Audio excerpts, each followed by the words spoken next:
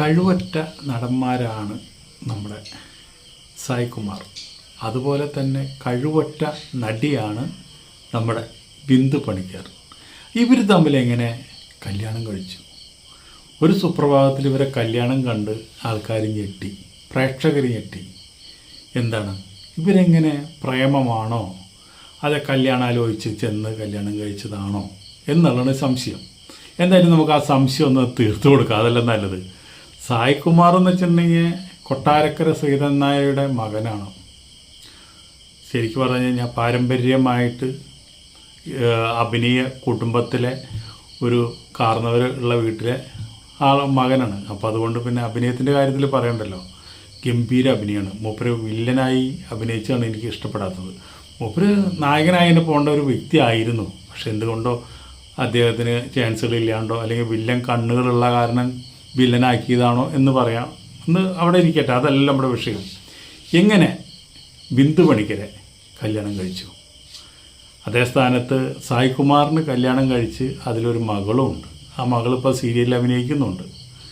അപ്പോൾ ആ ബന്ധം വേർപ്പെടുത്തിക്കൊണ്ടാണ് സായികുമാർ ബിന്ദു പണിക്കരെ കല്യാണം കഴിച്ചത്. അപ്പോൾ ഇവർ ഒരു അമേരിക്കൻ ട്രിപ്പ് ഉണ്ടായിരുന്നു.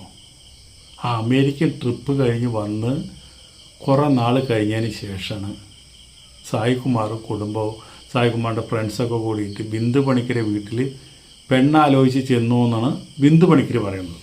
പക്ഷെ അങ്ങനെയല്ല. ഇവരൊരുമിച്ച് അമേരിക്ക ട്രിപ്പ് പോയപ്പോൾ അവിടെ വെച്ച് ഇവർ തമ്മിൽ പ്രേമമായതാണ് എന്ന് പറയുന്നുണ്ട്. ബിന്ദു പണിക്കരുടെ ഭർത്താവ് മരിച്ചതാണ്, ബൈജു എന്ന് പറയും. എന്ന് വെച്ചിട്ടുണ്ടെങ്കിൽ അദ്ദേഹം ഒരു കുട്ടിയുണ്ട് അവർക്ക്. അത് മരിച്ചതിന് ശേഷം ആ കുട്ടിക്ക് വേണ്ടി മാത്രമാണ് നമ്മുടെ ബിന്ദു പണിക്കർ ജീവിക്കുന്നത് തന്നെ പറയുന്നുണ്ട്. അങ്ങനെ കുറേ നാൾ കഴിഞ്ഞതിന് ശേഷം ഈ വിവാഹം വരുന്നത്.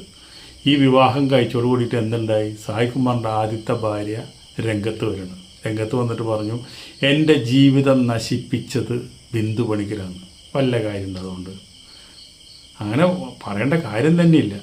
അവർ ഡൈവേഴ്സായി. അത് കഴിഞ്ഞ് ബിന്ദു പണിക്കർ ഭർത്താവില്ല, അങ്ങനെ അവർ കല്യാണം കഴിച്ചു.